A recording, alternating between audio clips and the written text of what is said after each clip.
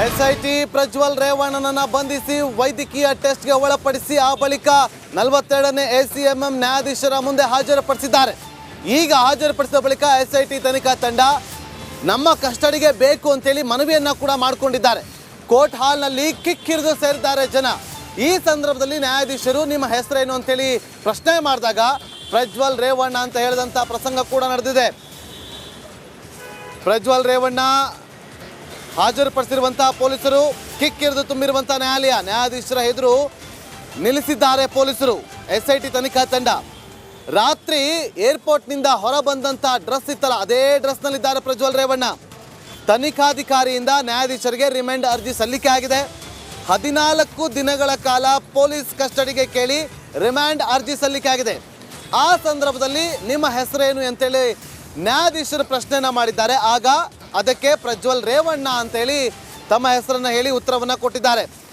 ಎಲ್ಲಿ ಬಂಧನ ಮಾಡಿದ್ದು ಅಂತ ನ್ಯಾಯಾಧೀಶರು ಪ್ರಶ್ನೆ ಮಾಡಿದಾಗ ಕೆಂಪೇಗೌಡ ಏರ್ಪೋರ್ಟ್ನಲ್ಲಿ 1 ಗಂಟೆ 15 ನಿಮಿಷಕ್ಕೆ ಬಂಧನ ಮಾಡಿದ್ದು ಅಂತೇಳಿ ಸ್ಪೆಷಲ್ ಪಬ್ಲಿಕ್ ಪ್ರಾಸಿಕ್ಯೂಟರ್ ಉತ್ತರವನ್ನು ಕೊಟ್ಟಿದ್ದಾರೆ.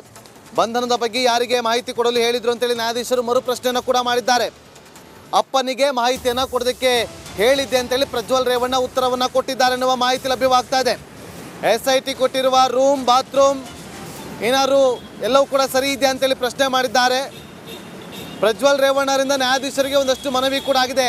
ಆ ರೂಮನ್ನು ಬದಲಾಯಿಸಿ ಅಂತೇಳಿ ಮನವಿಯನ್ನು ಮಾಡ್ಕೊಂಡಿದ್ದಾರಂತೆ. ಅಲ್ಲಿ ಇರೋದಕ್ಕೆ ಆಗ್ತಾ ಇಲ್ಲ, ಉಸಿರುಗಟ್ಟಿದ ವಾತಾವರಣ ಆಗ್ತಾ ಇದೆ ಅಂತೇಳಿ ಪ್ರಜ್ವಲ್ ರೇವಣ್ಣ ನ್ಯಾಯಾಧೀಶರ ಮುಂದೆ ಮನವಿಯನ್ನು ಮಾಡಿಕೊಂಡಿದ್ದಾರೆ. ಎಸ್ಐಟಿ ಪರ ಸ್ಪೆಷಲ್ ಪಬ್ಲಿಕ್ ಪ್ರಾಸಿಕ್ಯೂಟರ್ ಆಗಿರುವಂಥ ಅಶೋಕ್ ನಾಯಕ್ ಅವರು ವಾದವನ್ನು ಮಾಡ್ತಾ ಇದ್ದಾರೆ. ನೋಡಿ, ನ್ಯಾಯಾಧೀಶರ ಮುಂದೆ ಕೈ ಕಟ್ಟಿ ನಿಂತಿರುವಂಥ ಪ್ರಜ್ವಲ್. ನಡಿ ಈಗ ಶುರು ಮಾಡೋಣ. ಕೇಸರಿಯಿಂದ ಮನೋಲ್ಲಾಸ ಮನಸ್ಸು ಮತ್ತೇರಿ ಕುಣಿದಾಡಿದೆ ನೋಡು, ಮನಸ್ಸು ಮತ್ತೇರಿ ಕುಣಿದಾಡಿದೆ ನೋಡು.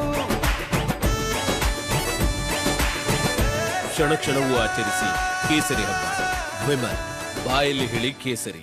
ರೇವಣ್ಣ ನ್ಯಾಯಾಧೀಶರ ಮುಂದೆ ಕೈ ಕಟ್ಟಿ ನಿಂತಿರುವಂತ ಪ್ರಜ್ವಲ್ ರೇವಣ್ಣ ಕೇಸ್ನ ಡೈರಿ ಕೊಡಿ ಅಂತೇಳಿ ಎಸ್ಐಟಿ ವಕೀಲರಿಗೆ ಜಡ್ಜ್ ಸೂಚನೆಯನ್ನು ಕೂಡ ಕೊಟ್ಟಿದ್ದಾರೆ. 42ನೇ ಎಸಿಎಂಎಂ ಕೋರ್ಟ್ನಲ್ಲಿ ನಡೀತಾ ಇರುವಂತಹ ವಿಚಾರಣೆ. ನ್ಯಾಯಾಧೀಶರಾಗಿರುವಂಥ ಶಿವಕುಮಾರ್, ಎಸ್ಐಟಿ ಪರ ವಕೀಲರು ವಾದವನ್ನ ಮಂಡಿಸಿದ್ದಾರೆ. ಪ್ರಜ್ವಲ್ನನ್ನ ವಿಕೃತ ಕಾಮಿ ಅಂತ ಹೇಳಬಹುದು ಅಂತೇಳಿ ಎಸ್ಐಟಿ ಪರ ವಕೀಲರಾಗಿರುವಂಥ ಸ್ಪೆಷಲ್ ಪಬ್ಲಿಕ್ ಪ್ರಾಸಿಕ್ಯೂಟರ್ ಆಗಿರುವ ಅಶೋಕ್ ನಾಯಕ್ ಅವರೀಗ ವಾದವನ್ನ ಮಂಡಿಸ್ತಾ ಇದ್ದಾರೆ. ನೋಡಿ, ನಿಮಗೆ ಕ್ಷಣ ಕ್ಷಣದ ಅಪ್ಡೇಟ್ ಅನ್ನು ಕೊಡ್ತಾ ಇದ್ದೀವಿ. ಕೋರ್ಟ್ನ ಒಳಗಡೆ ಹೇಗೆ ವಿಚಾರಣೆ ನಡೀತಾ ಇದೆ ಅಂತೇಳಿ ನೋಡಿ. ಇಲ್ಲಿ 14 ದಿನ ಕಸ್ಟಡಿ ಕೇಳಿದ್ದಾರೆ. ರಿಮಾಂಡ್ ಅರ್ಜಿ ಸಲ್ಲಿಕೆ ಆಗಿದೆ. ಎಷ್ಟು ದಿನ ಕೊಡಬೇಕು ಅಂತೇಳಿ ನ್ಯಾಯಾಧೀಶರು ತೀರ್ಮಾನವನ್ನು ತೆಗೆದುಕೊಳ್ತಾರೆ. ಈ ಸಂದರ್ಭದಲ್ಲಿ ಎಸ್ಐಟಿ ಪರ ವಕೀಲರಾಗಿರುವಂಥ ಸ್ಪೆಷಲ್ ಪಬ್ಲಿಕ್ ಪ್ರಾಸಿಕ್ಯೂಟರ್ ಅವರು ಪ್ರಜ್ವಲ್ ರೇವಣ್ಣನನ್ನ ವಿಕೃತ ಕಾಮಿ ಅಂತೇಳಿ ಕರಿಬಹುದು ಅಂತ ಹೇಳಿದ್ದಾರೆ. ಅಶೋಕ್ ನಾಯಕ್ ಅವರು ವಾದವನ್ನ ಮಂಡಿಸ್ತಾ ಇದ್ದಾರೆ. ಮೊದಲು ಈ ಪ್ರಕರಣ ಲೈಂಗಿಕ ದೌರ್ಜನ್ಯ ಕೇಸ್ ಅಂತ ದಾಖಲಾಗಿತ್ತು. ಆ ಬಳಿಕ ಅತ್ಯಾಚಾರ ಸೆಕ್ಷನ್ ಅನ್ನು ಅದರಲ್ಲಿ ಸೇರಿಸಲಾಗಿದೆ. ಸಂತ್ರಸ್ತೆ ಇವರ ಮನೆಯ ಕೆಲಸದ ಆಕೆ. ಆದರೆ ಈಕೆಗೆ ತಂದೆ ಮಗ ಇಬ್ಬರು ಲೈಂಗಿಕ ಕಿರುಕುಳವನ್ನ ಕೊಟ್ಟಿದ್ದಾರೆ. ಒಂದು ವಿಡಿಯೋ ವೈರಲ್ ಆಗುತ್ತೆ. ಅದರಲ್ಲಿ ಸಂತ್ರಸ್ತೆ ಮೇಲೆ ಲೈಂಗಿಕ ದೌರ್ಜನ್ಯವೆಸಗಿರೋದು ಪತ್ತೆಯಾಗಿದೆ. ಇಂತಹ 100 ಸಂತ್ರಸ್ತೆಯರು ಇದ್ದಾರೆ. ಅವರು ಈಗ ನಾನು ನಿರಪರಾಧಿ ಅಂತ ಹೇಳ್ತಿದ್ದಾರೆ. ಆದರೆ ಅವರಿಗೆ ಮಾಹಿತಿ ಇದೆ.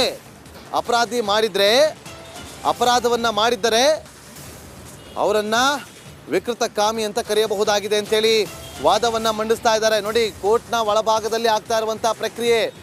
ಇದಕ್ಕೆ ಸಂಬಂಧಪಟ್ಟಂಥ ಕ್ಷಣದ ಅಪ್ಡೇಟ್ ಅನ್ನು ನಿಮ್ಮ ಮುಂದೆ ಕೊಡ್ತಾ ಇದ್ದೀವಿ.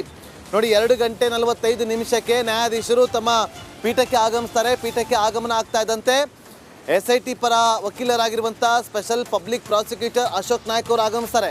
ಅದೇ ಸಂದರ್ಭದಲ್ಲಿ ಪ್ರಜ್ವಲ್ ರೇವಣ್ಣ ಪರ ವಕೀಲರು ಕೂಡ ಆಗಮಿಸ್ತಾರೆ. ಆ ಬಳಿಕ ಎಸ್ಐಟಿ ಪ್ರಜ್ವಲ್ ರೇವಣ್ಣನನ್ನ ಕಟಕಟೆಗೆ ಕರ್ಕೊಂಬಂದು ನಿಲ್ಲಿಸ್ತಾರೆ. ಆ ಸಂದರ್ಭದಲ್ಲಿ ಪ್ರಜ್ವಲ್ ರೇವಣ್ಣ ಕೈ ಕಟ್ಕೊಂಡು ನಿಂತ್ಕೋತಾರೆ. ಆಗ ಜಡ್ಜ್ ಪ್ರಶ್ನೆ ಮಾಡ್ತಾರೆ, ಏನು ನಿಮ್ಮ ಹೆಸರು ಅಂತೇಳಿ. ಪ್ರಜ್ವಲ್ ರೇವಣ್ಣ ಅಂತೇಳಿ ಉತ್ತರವನ್ನು ಕೂಡ ಕೊಟ್ಟಿದ್ದಾರೆ. ಅದೇ ಸಂದರ್ಭದಲ್ಲಿ ಎಸ್ಐಟಿ ಪರ ವಕೀಲರು ರಿಮಾಂಡ್ ಅರ್ಜಿಯನ್ನು ಸಲ್ಲಿಸಿದ್ದಾರೆ. 14 ದಿನಗಳ ಕಾಲ ಪೊಲೀಸ್ ಕಸ್ಟಡಿಗೆ ಬೇಕು ಅಂತೇಳಿ. ದೇಶದ ಅತಿ ದೊಡ್ಡ ನೆಟ್ವರ್ಕ್ ನಿಂದ ಮೆಗಾ ಕವರೇಜ್. ದೇಶದ ಮತದಾರನ ಆದೇಶ ಎನ್ಡಿಎಗ ಇಂಡಿ ಒಕ್ಕೂಟಕ್ಕ ಲೋಕ ಅಖಾಡದಲ್ಲಿ ಗೆಲ್ಲೋದ್ಯಾರು ಸೋಲೋದ್ಯಾರು? ಕರುನಾಡಿನ 28 ಕ್ಷೇತ್ರಗಳ ನಿಖರ ಫಲಿತಾಂಶ. ಫಾಸ್ಟ್ ರಿಸಲ್ಟ್ ಪಕ್ಕಾ result. Number 1 election team, number 1 network, number 1 coverage.